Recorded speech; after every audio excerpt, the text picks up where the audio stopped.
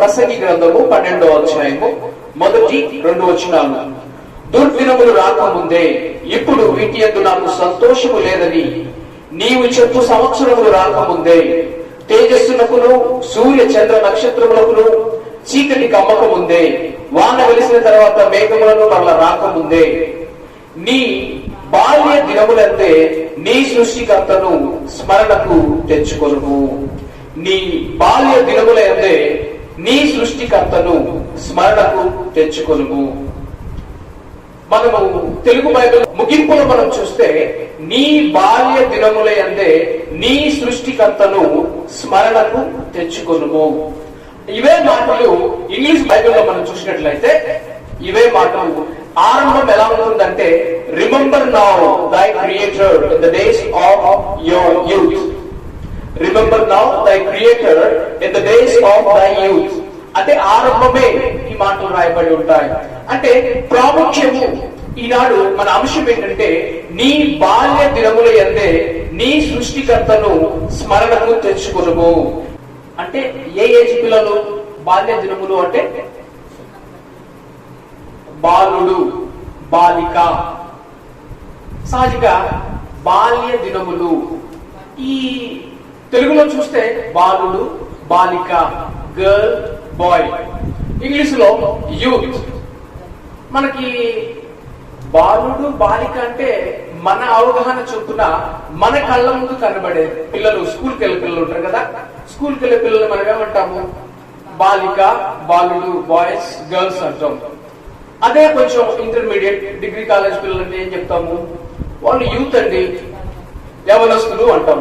కానీ ఇక్కడ ప్రపంచవ్యాప్తంగా అన్ని దేశాల్లో ఈ బాల్య దినములు లేకపోతే యూత్ ఏ ఏజ్ పిల్లలకు చెబితే బాగుంటది అంటే పర్టికులర్ గా ఈ ఏజ్ పిల్లలే బాలులు లేకపోతే యవనస్తులు, యూత్ అని చెప్పాలి అని ఏ డిక్షనరీలో ఎవరు కూడా ఖచ్చితంగా చెప్పలేకపోయారు. కానీ యునైటెడ్ కింగ్డమ్ కొన్ని పెద్ద పెద్ద కంట్రీస్ వాళ్ళు ఏం చెప్తారంటే ఇంటర్నేషనల్ వైడ్ గా 15 సంవత్సరాల నుండి 24 సంవత్సరాల వయసు, 15 సంవత్సరాల నుండి 24 సంవత్సరాల వయసు కలిగిన వారిని యూత్ అని చెప్పవచ్చు అని కొద్దిమంది చెప్తే, మరి కొద్దిమంది అంటారంటే 30 దాటకూడదు, 15 నుంచి 29 వరకు యవనస్తులే, 15 నుంచి 29 వరకు. అయితే మన కళ్ళ ముందు మనకు కనిపించే పిల్లలు మనం చూసినట్లయితే ప్రభుత్వ ప్రాథమిక బాలుర పాఠశాల లేకపోతే బాలికల పాఠశాల అంటే 6th నుంచి 10th స్టాండర్డ్ పిల్లలు, వాళ్ళు 11, 12 సంవత్సరాల ఏజ్. అయితే టీనేజ్, ఇంకో రకంగా చెప్పాలంటే ఈ పిల్లల్ని మనము బాలులు అంటాము. అయితే బైబిల్ మనకి చెప్పేది ఏంటంటే బాల్య దినముల యందే నీ యవన కాలములోనే, నీ చిన్న వయసులోనే నువ్వేం చేయాలట? నీ సృష్టికర్తను స్మరణకు తెచ్చుకొనుము. ఈ గ్రంథకర్త ఈ వాక్య భాగమును ప్రభు రాయించిన వ్యక్తి జ్ఞాని అయిన సొలొమోను.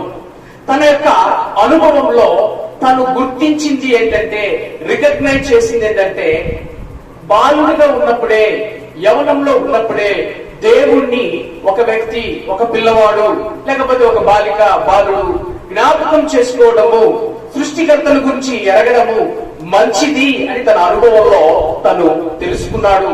అయితే ఈ మాటలు ప్రసంగి పుస్తకమట తన వృద్ధాప్యంలో రాశాడు. తన చివరి దినాలలో వృద్ధాప్యంలో ఎంతో అనుభవంతో ఆయన చెప్పే మాటలు ఏంటంటే, మనము మన సృష్టికర్తను చిన్నప్పుడే, బాల్య దినాల్లోనే, యూత్ లోనే మనము జ్ఞాపకం చేసుకుంటే మంచిది. కొన్నిసార్లు ఉదాహరణ మన తల్లిదండ్రులు గాని, బంధుమిత్రులు గాని, లేకపోతే కొంతమంది పెద్దలు గాని వాళ్ళ యొక్క అనుభవంను జ్ఞాపకం చేసుకుని, లేకపోతే ఎంతో కొంత వయసు, అనుభవము, కొన్ని బాధలు, కష్టాలు పడి బయటకు వచ్చిన వాళ్ళు ఉంటారు. లేకపోతే అనుభవించి తర్వాత వాటి నుంచి బయటకు వచ్చి జయమును పొంది సాఫీ అయిన జీవితం సాగిస్తున్న వాళ్ళు ఉంటారు. కొద్దిమంది వారికి జరిగిన సంఘటనలు, పరిస్థితులు అన్ని ఎదుర్కొంటూ అదే కష్టాల్లో, అదే బాధల్లో ఉంటూ బాధపడుతూ చెప్పేవాళ్ళు ఉంటారు. అరే నేను ఈనాడు ఇలా ఉండడానికి గల కారణము ఆనాడు నేను చేసిన తప్పు, ఆనాడు నా తల్లిదండ్రుల మాట నేను వినకపోవడము, లేకపోతే ఆనాడు టీచర్స్ చెప్పిన మాటకు నేను విధేయత చూపించకపోవడము, లేకపోతే ఆనాడు నాకు ఒక మంచి దారిని చూపిస్తే ఆ దారిలో నేను నడవకుండా ఉండడాన్ని బట్టే ఈనాడు నా జీవితము ఇలా అయిపోయింది. నాకు చదువుకునే అవకాశం ఉండి కూడా నేను చదవలేకపోయాను. నా తల్లిదండ్రులు నన్ను చదివించాలని ఆశపడినా కూడా నేను చదవలేకపోయాను కాబట్టి నేను ఇలా ఉన్నాను. అందుకనే ఆరంభం ఎలా ఉంటుందంటే దుర్దినములు రాకముందే, అంటే ఈవిల్ డేస్, చెడ్డ దినాలు. దినాలు చెడ్డవి మంచిగా ఉంటాయా?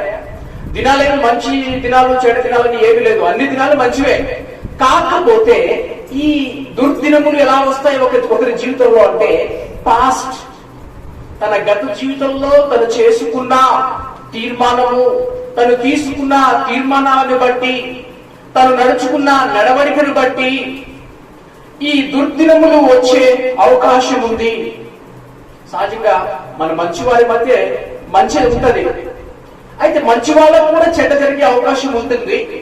అయితే వారు చేసిన చెడ్డను బట్టి ఒక వ్యక్తి బాధపడటం కంటే మంచి చేసి బాధపడుతున్నప్పుడు ఆ బాధను ఏమని చెప్పొచ్చు అంటే అది తీర్పో లేకపోతే ఫలమో అని చెప్పకూడదు, కానీ అది ఒక శోధన, లేకపోతే పరిశోధన, పరీక్ష, లేకపోతే తను సువర్ణంగా మారడానికి దేవుడు తన జీవితంలో అనుమతించిన ఒక విషయం కూడా మనం చెప్పవచ్చు.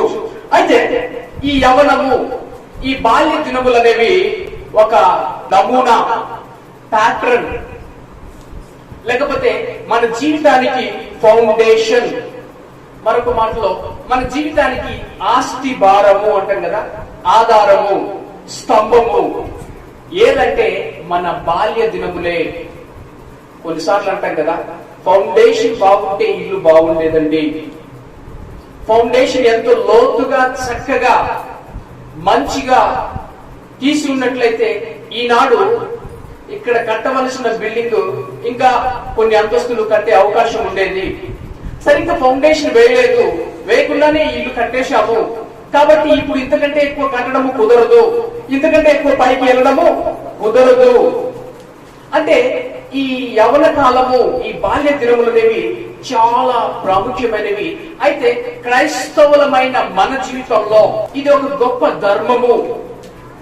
క్రైస్తవులమైన మనకు దేవుడు నేర్పించే మన సృష్టికర్తను మనము స్మరణకు తెచ్చుకోవాలనేది అది ఒక గొప్ప లాభం అని చెప్పవచ్చు.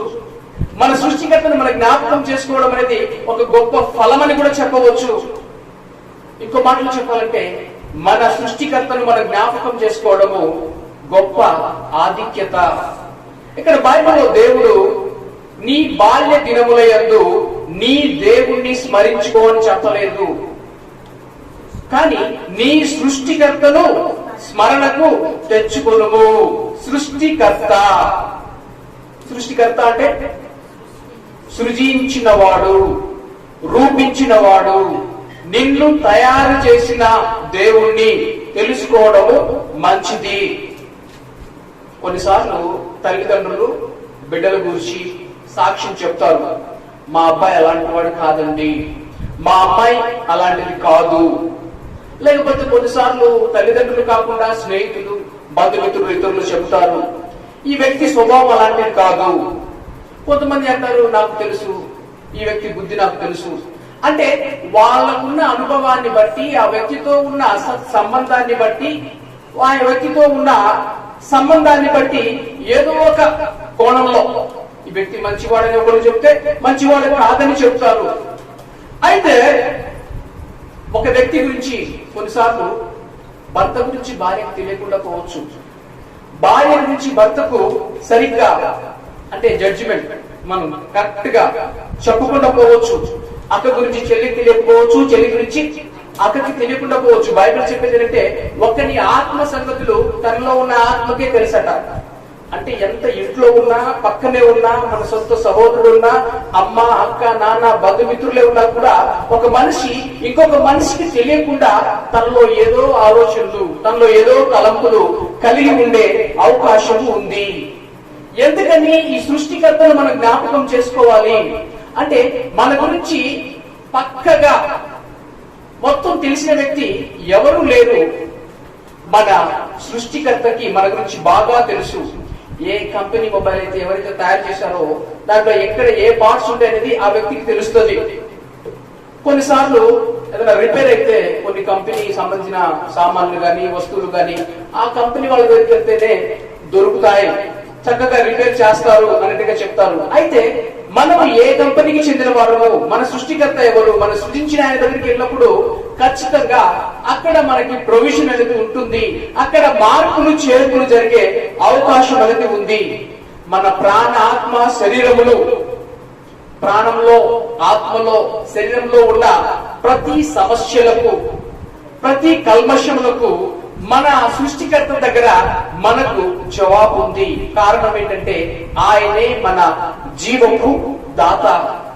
అవసరమైతే ఆయన మనల్ని వంచుతాడు, విరుస్తాడు, మలుచుతాడు. దేవుడు ఆత్మ కనుక మన ఆత్మ సంగతులను ఎరిగి మన ఆత్మను దర్శించి మనల్ని ఏ విధంగా ఉంచాలో ఆ విధంగా ఆయన ఉంచగలరు. ఒక రకంగా చెప్పాలంటే ఆయన సృష్టికర్త మనల్ని ఆయన బాగు చేయగలడు, చక్క పెట్టగలడు. అయితే మనము ఆయన దగ్గరికి వెళ్ళినప్పుడు, మనము ఆయనకి విషయాలు చెప్పినప్పుడు, ఎందుకంటే ఆయన అన్ని తెలుసు, ఆయనకుండా ఆయన దగ్గర మనం దాచిపెట్టడానికి అంటూ ఏమీ లేదు. ప్రతిదీ ఆయన అంటే దయ్యానికట మన గురించి అన్ని తెలిసినా కూడా మనం ఏం ఆలోచిస్తామో కొన్నిసార్లు తెలియదట. మనం ఏం తలస్తామో లోపల దయ్యానికి తెలియదట. కానీ దేవుడికి మనం ఏమి తలవక ముందే ఆయనకు తెలుసు, ఏమి ఆలోచించక ముందే మన దేవుడికి తెలుసు. అయితే యవన కాలం చాలా వేడిగాను, బలము శక్తిమంతులుగాను, బలవంతులుగాను యవన కాలంలో కావాల్సిన బలం ఉంటుంది. Youth is the life is full of power and strength. శక్తిని బలమును కలిగిన వ్యక్తులుగా మనం యవన కాలంలో ఉంటాము. అందుకనే నా యవన కాలంలో నేను అలా ఉండేవాడినండి, నా యవన కాలంలో నాకు అలా బలం ఉండేది, శక్తి ఉండేది, అంత వేడిగా ఉండేవాళ్ళము అంటాము. సహజంగా ఇప్పుడు బంగారం తయారు చేసే వ్యక్తిని ఏమంటాం? Gold Smith. బంగారం తయారు చేసే వ్యక్తి ఆ బంగారాన్ని, ఆ బంగారపు ముద్దను తను ఏదైనా ఒక రూపం ఇవ్వాలి, లేకపోతే ఒక చైన్ చేయాలి, లేకపోతే చెవి పోపు, ముక్కు పుడక, అలాంటి ఏదైనా చేయాలనుకుంటే ఒక మంచి నచ్చిన రూపాన్ని ఇవ్వాలనుకుంటే ఖచ్చితంగా అక్కడ జరగవలసిన కార్యం ఏంటి? వేడి చేయకపోతే దానికి రూపం అనేది రాదు. వేడి చేసేటప్పుడు పర్వాలేదు, అంత వేడి చేయడం అవసరమా, కొంచెం కూల్గా ఉంచుదాము అని కూల్గా పక్కన పెట్టేస్తే అది గట్టిదైపోతుంది. చాలా సార్లు దేవుని సేవకులు ప్రసంగమునకు ముందు తన సహజంగా ప్రసంగికుడు అంటే తన వ్యక్తిగత జీవితంలో మొదటిగానే దేవుని దగ్గర అడుగుతాడు, ప్రభా మీ ఆత్మ సహాయం నాకు దయచేయండి. ఎందుకంటే ఒప్పించే పని, బాగు చేసే పని, ఒక ఆత్మను దర్శించే పని దేవుని ఆత్మ పని. ఒక మనిషి మరొక మనిషిని మార్చలేడు, బాగు చేయలేడు. దేవుని ఆత్మ జరిగించే పని. దేవుని ఆత్మ మన ఆత్మతో సాక్ష్యం చెప్పడం మనం దేవుని బిడ్డలమని. అసలు దేవుడు మన సృష్టికర్త అనే ఆలోచన ఎప్పుడు వస్తుందంటే దేవుని ఆత్మ మన ఆత్మను దర్శించినప్పుడే.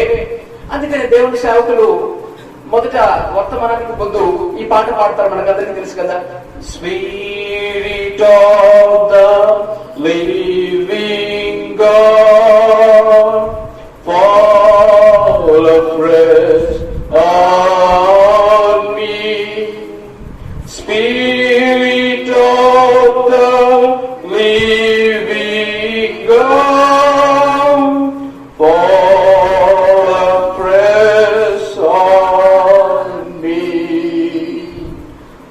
Break me, mold me,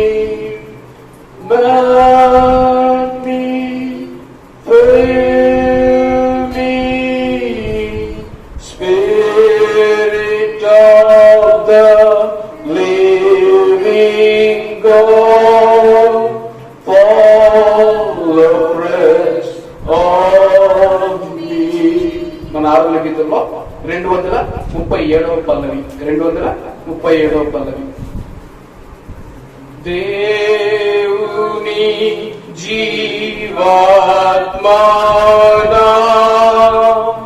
మీదికి రాము. దేవుని జీవాత్మనా మీదికి రాము. వీరచు వచ్చు మలచు నింపు దేవుని జీవాత్మనా మీదికి రాము. దేవుని జీవాత్మ. అందుకనే బాప్తిసం ఇచ్చి యోహాను ఏమని చెప్తారంటే, నేను మీకు నీళ్లతో బాప్తిసం ఇస్తున్నాను, అయితే నా వెనకాల ఒక ఆయన వస్తున్నారు, ఆయన చెప్పుల వారును ఇప్పడానికి కూడా నేను అర్హుడను కాను అని యేసు ప్రభు గురించి చెబుతూ ఏమనంటాడంటే, నేనైతే నీళ్లతో ఇస్తున్నాను, ఆయన దేనితో ఇస్తారు? అగ్నితో బాప్తిసమును ఇస్తారు. అంటే అగ్ని. మత్తయి సువార్త 3:11లో మనం చూడవచ్చు. అగ్నితో బాప్తిసం ఇవ్వడము. దేవుని ఆత్మ అగ్ని మనల్ని, లేకపోతే దేవుని ఆత్మ అగ్ని ద్వారా, ఇప్పుడు ఈ మాటలు మనం చూసాం కదా, ఈరచు, వంచు, మలచు, నింపు. అగ్ని చేత వేడి చేయబడినప్పుడు ఈ కార్యాలన్నీ ఈజీగా చేయొచ్చు. ఎంత హార్డ్ ఉన్నా కూడా, ఆయిల్ గా ఉన్నా కూడా ఇరచవచ్చు, వంచవచ్చు, మలచవచ్చు, నింపవచ్చు. దేవుడు తన ఆత్మ ద్వారా ఈ కార్యాలు చేస్తారు. అయితే యవన కాలంలో వేడిగా ఉన్నప్పుడే, బాల్య దినములందే ఈ కార్యాలు ఈజీగా జరిగే అవకాశం ఉంది. ఈజీగా ఈ మార్పులు చేర్పులు దేవుని ఆత్మ చేత నింపబడే అవకాశము ఉంది. కాబట్టి దేవుని చేతిలో ఒక బలమైన సాధనముగా, దేవుని చేతిలో బలవంతుడిగా మారడానికి యవన కాలం అనేది, బాల్య దినములు అనేది మంచి సమయము, మంచి వయస్సు, మంచి ఏజ్. ఒక రకంగా చెప్పాలంటే ఇదే తరుణము, ఇదే స్థలము, ఇదే వయస్సు, ఇదే అని చెప్పవచ్చు. అందుకనే this is the right time, right age, right place to remember your creator. నీ యొక్క సృష్టికర్తను నువ్వు స్మరణకు తెచ్చుకోవడానికి ఇదే తరుణం. సహజంగా యవన కాలంలో తర్వాత దేవుని జ్ఞాపకం చేసుకోవచ్చండి, తర్వాత ఆరాధించవచ్చు, తర్వాత చర్చికి వెళ్ళవచ్చు. ఇప్పుడైనా యవన కాలంలో నేను ఎంజాయ్ చేయాల్సింది చాలా ఉంది. కానీ బైబిల్లో మనం చూసినట్లయితే నీ సన్నిధిలో సంపూర్ణ సంతోషం కలదు. ఈ లోకం సంతోషాన్ని ఇవ్వచ్చు, ఆనందాన్ని ఇవ్వచ్చు, అయితే సంపూర్ణము, నీ సంతోషం సంపూర్ణముగా ఉండాలంటే అది దేవుని సన్నిధిలో దొరుకుతుందని దేవుని వాక్యము సెలవిస్తా ఉంది.